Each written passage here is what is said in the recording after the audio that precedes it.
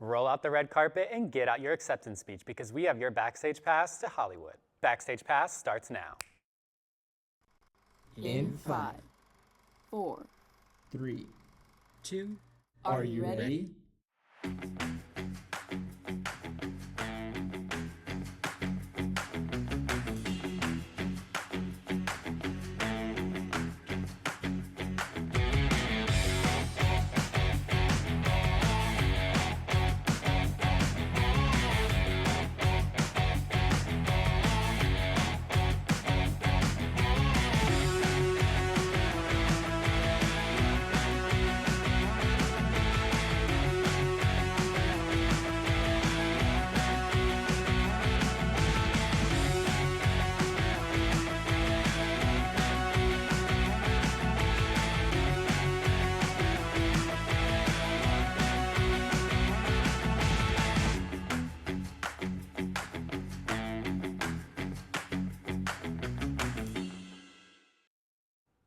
Hey Explorers, welcome back to Backstage Pass, where we give you the scoop on all things entertainment. My name is Patrick O'Hara. And my name is Lucas Alvin, your other host of Backstage Pass. But you probably already knew that, I hope. As you can probably tell, I'm all sunburned, and I'm ready for the summertime. However, I'm not ready to say goodbye to this incredible season of Backstage Pass. Season 26 has been such a fun, unserious, yet somehow serious ride. But before we close this chapter, we've got a few more stories to cover. Let's get into it one last time, shall we? And don't worry, I brought any tissues just in case of any tears. Let's kick things off with what's going on in movies and television. I've recently been in a mood to watch some anime. Maybe it's a lingering effect from visiting Tokyo this past spring break. Regardless, I'm excited to check out the new movie, Colorful Stage, the movie A Miku Who Can't Sing, which released April 18th. The film, based on a mobile game, is about teenager Ichika, who finds virtual idol Hatsune Miku in the Shibuya area of Tokyo. These digital musicians are created in alternate dimensions that are formed by the emotions of people. However, this version of Miku was formed to be depressed, feeling like her dreams as a musician are unobtainable and that she should just give up. In turn, Miku's emotions caused the fans that created her to further spiral downward. After hearing this, will Ichika be able to help Miku? Will Miku continue her dreams? We can find out together in the theater right now. Okay, maybe not right now, but after this episode ends. But are you really in the mood for some supernatural evil? Good, because I am too. So trust me, I got you covered. And yes, it's a perfect watch after this episode ends. The 2025 horror film Sinners has officially made its way to theaters, starring Michael B. Jordan in a dual role where he portrays two brothers. This period film follows said brothers as they return to their hometown, Mississippi, in hopes of sparking new beginnings, only to be met by dark and supernatural forces of evil, even worse than the skeletons in their closet. Now, if that doesn't sound interesting enough, the film was directed by Ryan Coogler and also features Haley Steinfeld, Miles Catton, Jake O'Connell, plus many, many more. Of course, you'll have to check it out for yourself to figure out if this is the kind of vibe you're searching for. Sinners is available to watch in a theater near you. To answer your question, Patrick, yes, I am in the mood for some supernatural evil. I haven't really had a chance to tap into my obscure dark side this season, but now I can with the movie Until Dawn. This horror movie is an adaptation from the 2015 video game. While the movie and game share the same name, logo, slasher elements, and other similarities, they appear to otherwise act as their own separate stories. The film's story revolves around Clover, played by Ella Rubin, who visits a valley with friends to investigate the disappearance of her sister in the area that took place just 1 year prior. The characters then end up in a deadly loop where they must survive until dawn. The cast also features actors Odessa Azian and Michael Simeon. Additionally, Peter Stormare is reprising his role as from the video game as Dr. Hill. I remember really enjoying the game Until Dawn when I was younger, so I was curious to see what this film will be like when it releases on April 25th. You know, Lucas, I'm also curious about the fact that one of horror's most trippy franchises is officially returning with a big bang and a ton of new deadly situations. That's right, Final Destination Bloodlines will officially hit theaters starting May 16th, 2025. The story will follow a college student haunted by a reoccurring violent nightmare who enlists the help of a previous Final Destination survivor to, hopefully, break the deadly cycle surrounding her and save her family from the horrific fates that await them. The question is, will their blood be strong enough? Let's hope. Final Destination Bloodlines hit theaters May 16th, 2025. Okay, Patrick is scaring me with all this talk about horror movie stuff. Let's instead channel our energy into something a little less violent, like pro wrestling. On April 19th and 20th, WWE held WrestleMania 41 in Nevada's Elegance Stadium. This two-night spectacle events concluded WWE's most recent year-long cycle of TV programming, with the biggest matches of the year. There were a lot of huge moments, so I'll just highlight some of my favorite moments from the show. Night 1 opened with main event Jey Uso beating the ring general Gunther to win the World Heavyweight Championship for the first time. The main event of Night 1 ended with Seth Rollins defeating Roman Reigns and CM Punk in a fantastic performance with biblical metaphors, very fitting for the Easter season. The betrayals from manager Paul Heyman are certain to be a focal point of WWE's stories in their next yearly cycle.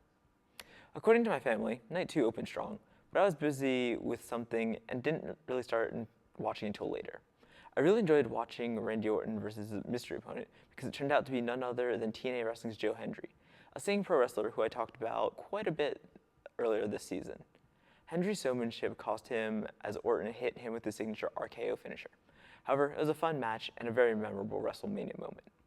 Night 2 ended with John Cena defeating Cody Rhodes to win his 17th world title, which is the new record for the most reigns as a world champion. This match was a great way to conclude the spectacle of the two-night event, especially because Cena won as a heel, or bad guy wrestler, which is something that fans thought to be impossible for the longest time. Overall, I thought that this year's shows were really good. I'm excited to see which direction these stories. Now, let's go back to Patrick scaring me. Okay, you got me, Lucas. I'll stop scaring the audience. So why don't we lighten the mood with a good old mention of the one and only Freddy Fazbear. Freddy and Friends will be returning to the big screen yet again with the release of Five Nights at Freddy's 2 this winter. The first look teaser was released April 2nd and gave us our first look at the new toy animatronics. But as sweet and lovable as they appear, they certainly seem more vicious than the original animatronics from the first film. I mean, come on, just look at Balloon Boy. Also, whose bright idea was it to give Toy Bonnie a dangerously sharp object? Now he and the gang think it's okay to just go around terrorizing random families. Yeesh. Anyways, Five Nights at Freddy's 2 will officially hit theaters December 5th, 2025. We'll be sure to cover updated news regarding the film in our next season. Until then, be ready for Freddy. Well, I know you are ready for Freddy, Patrick, but I'm ready to hear Maddie Green talk about the 2024 version of Annie in this week's edition of So Boom. Take it away. Boom. Well, I retell movies and books the only way I know how. Loud, wrong, and still somehow right. Be sure to follow us on Instagram at LaSalle Lit Lounge to keep up with all the madness. Okay, today we're throwing it back to a movie that gave us beats, bops, and black girl magic in a red dress, Annie 2014. So boom, we start in New York City where little Annie, yes, the iconic foster kid with a voice and vibes, is out here trying to survive the system. Now this ain't that curly redhead from the old version. This is 2014 Annie, played by Quvenzhané Wallis, aka The Moment. She lives with Miss Hannigan, who used to be in a girl group back in the day, but now she's just bitter, broke, and yells at kids for fun. Annie, she out here minding her business, looking for her real parents and hitting us with that hopeful energy. She's like, the sun will come out tomorrow, even though the sun ain't paid rent in months. Meanwhile, enter Will Stacks, aka a rich, germophobic tech CEO who's running for mayor but can't even connect to the Wi-Fi of the people. And then boom, he saves Annie from getting hit by a truck, someone catches it on video, and it goes viral. His poll numbers skyrocket. His team, including his kind-hearted assistant Grace and suspicious-looking manager Guy, are like, we should milk this. Let's keep her around. Stacks is like, I don't even like kids, but politics said, that's too bad, King. Well, so now he fosters little Annie for publicity, but little does he know, Annie's about to turn his whole life upside down. Annie's in this giant house with touch screens, servants, and a dog that probably eats better than the rest of us. I know she does. She's living the dream, but she's still out here looking for her real parents. She's holding on to this old note they left her, believing that one day they'll come back. And then here come the shenanigans. Guy who's been shady from the start hires two randos to pretend to be Annie's biological parents. Like, really? Fake family for the win? And who does he team up with? Miss Hannigan. At first, she's with it because, well, she's Miss Hannigan. But then her conscience shows up like, hey, girl, maybe don't do that. So she spills the tea to Stacks and Grace, and they're like, say less. They rush to find Annie before those fake parents take her away forever. Stacks finds her and is like, I know I started this for publicity, but I'm in this for real now. And Annie, she's like, bet. Everyone comes together, exposes the scam, and Annie finally gets the family she deserves. Not the one that she was born into, but the one that chose her.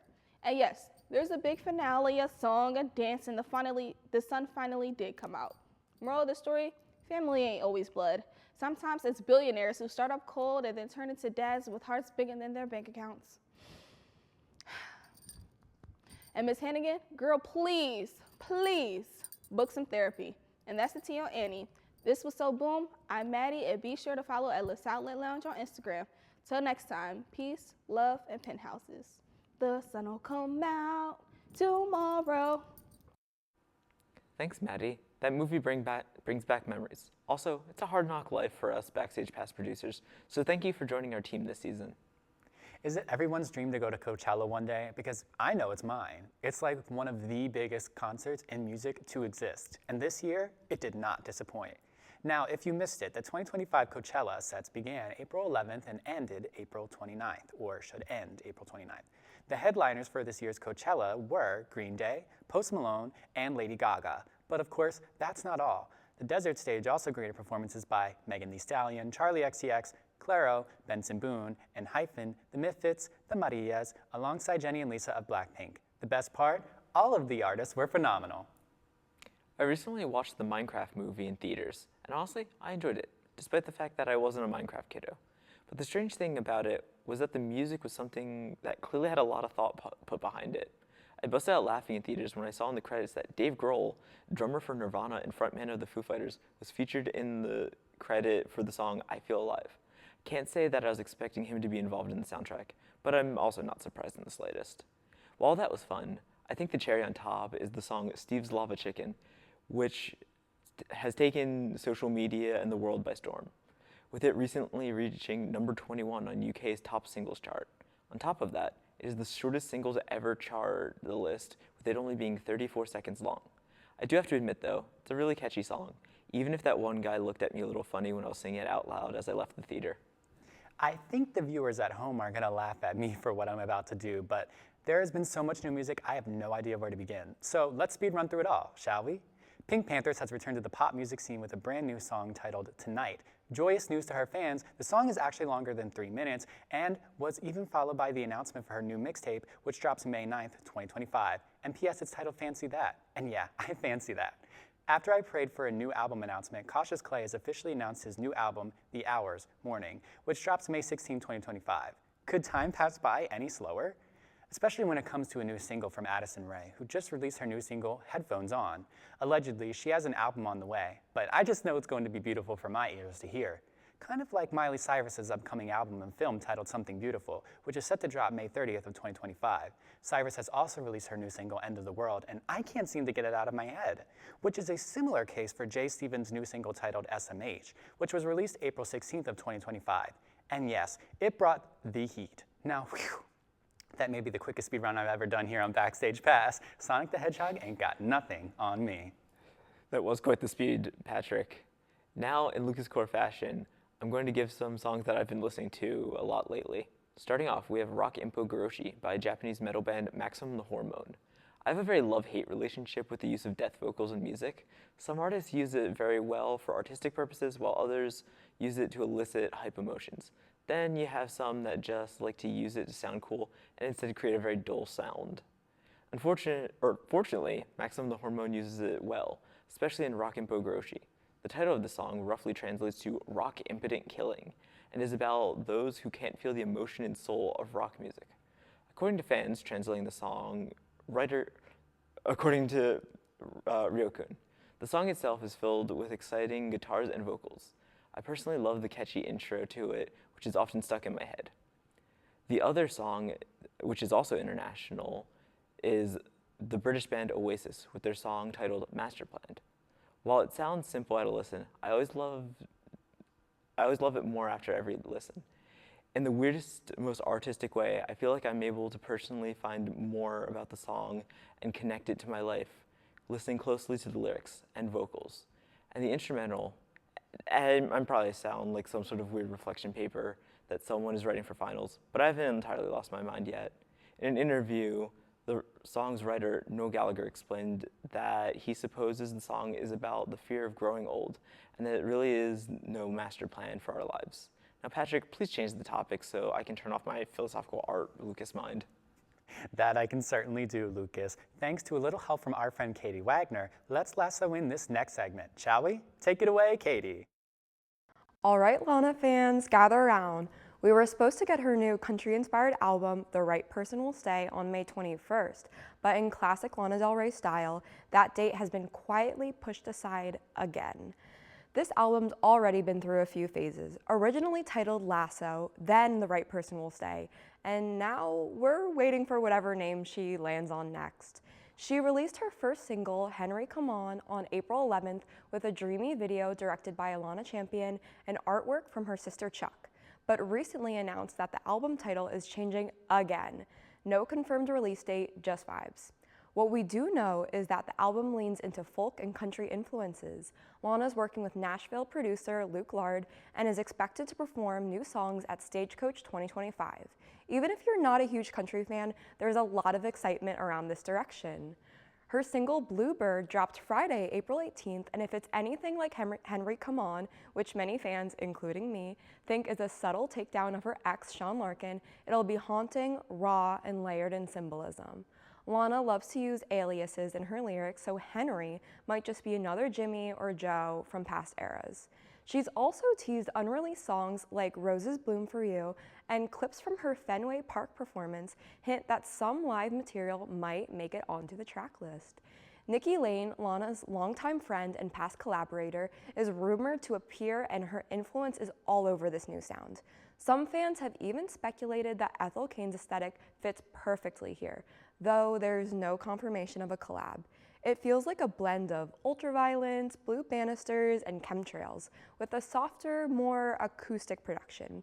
It's probably not going to be as cinematic as Born to Die or Norman Rockwell, but definitely more grounded and less gloomy than Ocean Boulevard. Until we get the full project, all we can really do is wait and keep an eye on Lana's latest moves, which are always unpredictable, but always worth the ride. For Backstage Pass, I'm Katie Wagner, and thank you for listening in. That's a big topic, but it's true. Lana's latest moves are always unpredictable, but still a ride. Much like this roller coaster of an episode. Don't worry though, we aren't finished yet. A big cover that we've covered throughout this part of has been the Nintendo Switch 2. We will finally have the date for it. The console will release on June 5th. However, many fans were frustrated with the base price of it. At launch, the console is set to release in a bundle with Mario Kart World for the price of $449.99 in the US. Fans also feared that costs will increase from the heightened tariffs that the Trump administration has placed. The uncertainty around these tariffs resulted in a temporary delay in pre-orders. Now set to start on April 24th, with the price of the console and games at launch remaining the same, but the Switch 2's accessories will have adjustments made to its prices. Additionally, Nintendo said, quote, "Other adjustments to the price of any Nintendo product are also possible in the future depending on market conditions," end quote. While the price of the Switch 2 sounds wallet-breaking on its own, you'll surely love the announcement of Nintendo's upcoming Mario Kart World, which will exclusively launch alongside the Nintendo Switch 2 with an additional price of $79.99, of course. Nonetheless, Mario Kart World is on track to become one of the biggest Mario Kart games yet. With a roster of almost 50 characters, it has been revealed that the courses for this game are entirely on an island of their own. The game will also contain new features like Knockout Mode. It will also feature the ability for your character to travel open road style across the entire Mario Kart island. What's more is that the game will now enable users the ability to change clothes, ride waves, jump on walls, rails, and even play as a cow. All in all, Mario Kart World releases June 5th of 2025. Until then, happy racing! Speaking of happy, nothing makes me more happy, yet also confused, by how that one Japanese idol meme is infesting my feed and the feeds of others. For those that don't know, the meme has 3 idols performing in front of a large audience, with the lyrics asking each performer, "What do you like?" and the performer responding with an ice cream flavor, but then stating, "I love you more." If the meme itself wasn't already big, it's resulted in social media users creating hilarious parodies for it. The meme originates from a song titled Ice Cream by a group with the same name that released on Christmas Day in 2025. This group is a part of the popular anime Love Live, and the performance was part of the live-action concerts that the anime holds. But warning, be careful singing it because you too may bother your partner by repeatedly getting it stuck in their head. I'm totally not speaking from experience. On April 14th, Blue Origin Shepard rocket completed its 31st mission to space. But that's not all. The rocket hosted an all-female crew of names ranging from Gayle King, Amanda Nyogen, Aisha Bowe, and Katy Perry. That's right, the pop star decided to take ET to a whole nother level as she and her team safely returned from space. But during her time in space, Perry went on to announce the official set list for her upcoming Lifetimes tour. And while most people cheered for Katy's return, the fast chain Wendy's took to X, formerly Twitter, to share a series of posts reading, quote, "When we said women in STEM, this isn't what we meant. And can we send her back?" End quote. While the company refuses to issue an apology, they did clarify their stance following these shady posts, stating, quote, "We always bring a little spice to our socials, but Wendy's has a ton of respect for Katy Perry and her out-of-this-world talent," end quote. Not sure whoever shared those posts was prepared for their comments to skyrocket like they did, but the impact certainly lasted longer than Perry's trip to space, unfortunately. Now, if you remember a few episodes back, there was an ongoing curiosity of when LaSalle University's Union Hideaway would officially open. Well, it finally did. Shocking, I know.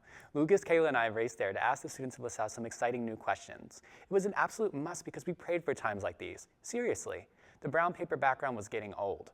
Anyhow, let's hear what they had to say.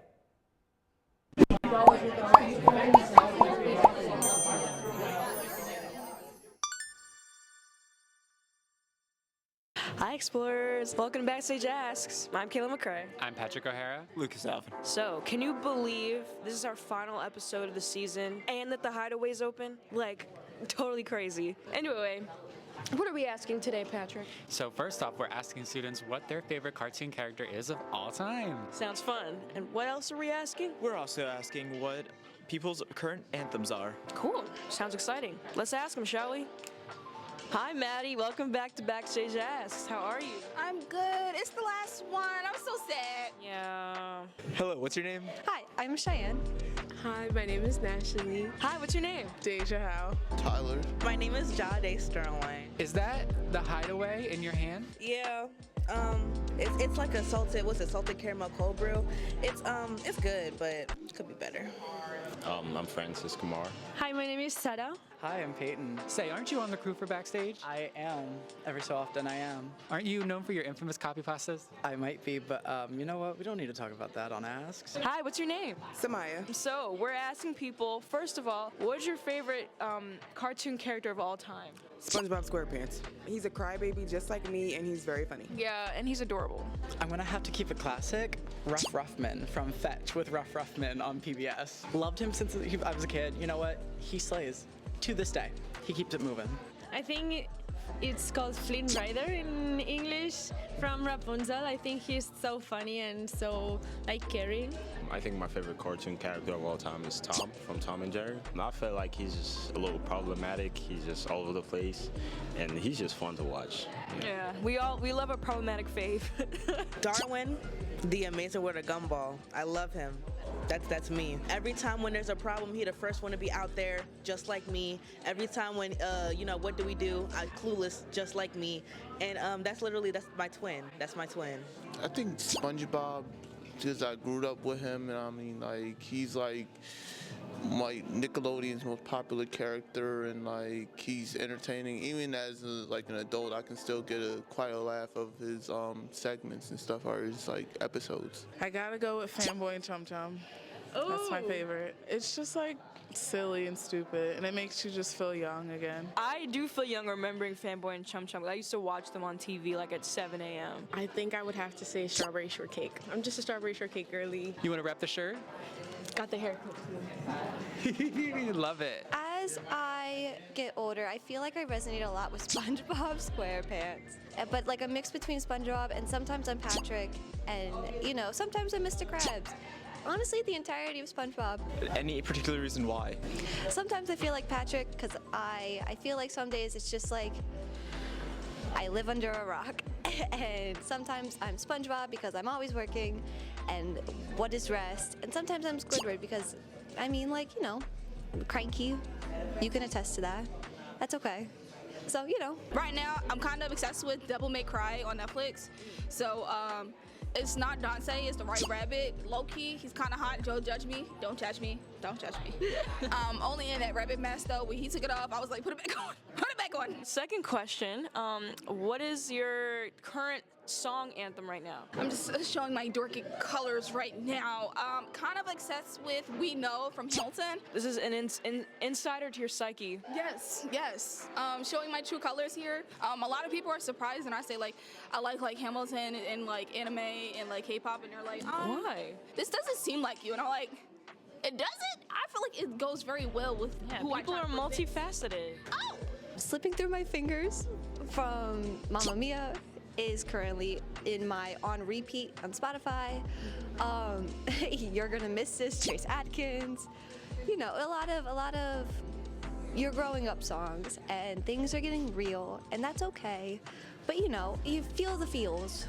I would have to say Been Like This by Doja Cat. I don't know, just like the beat, and then like she switches up the vibe between the songs, like amazing. Pink Pony Club.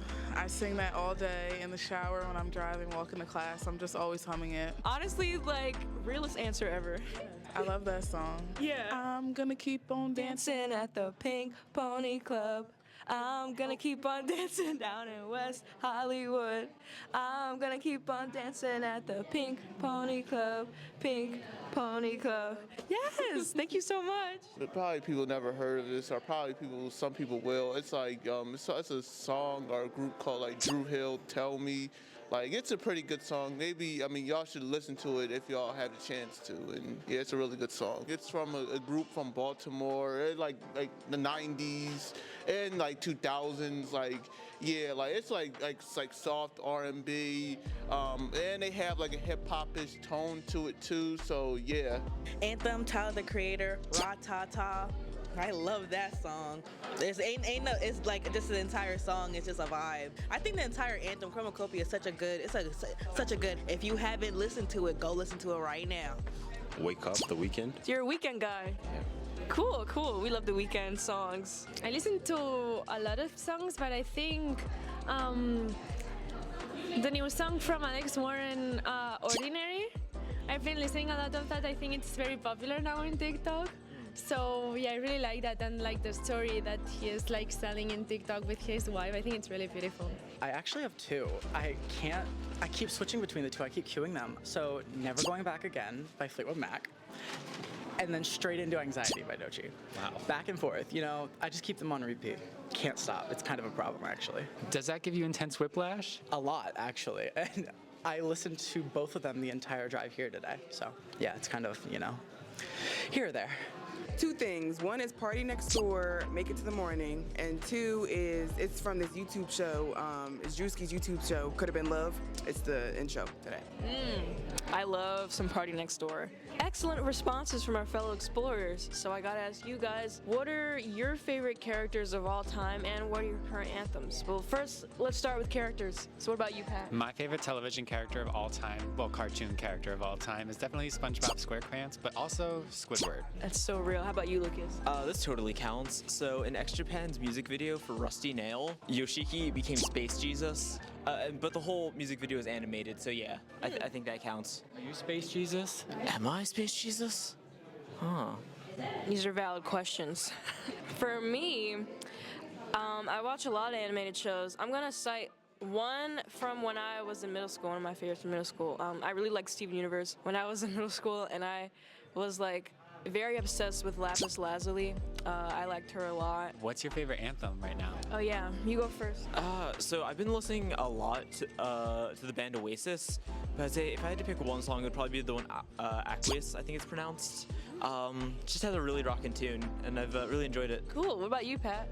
Anything by Rocco Fortasio. He's a small indie artist, but I've been bumping all his albums, especially his song Spirituelle, and also Pumpkins for the Ages for the Ghosts. How about you, Kayla? So for me, I've been listening to this band called Mama a lot recently. They're like an indie rock band, and I'm actually going to see them in concert in May. So let's head back to the studio with us.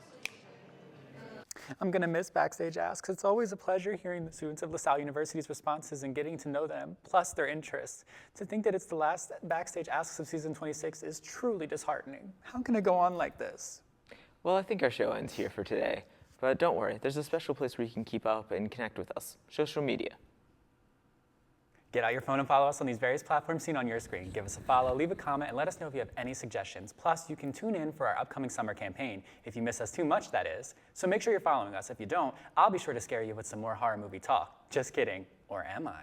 Thank you all for an incredible season. I really hate goodbyes, but I'm Patrick O'Hara. And I'm Lucas Alvin. Thanks for watching from all of us here at Backstage Pass, and we will see you next season.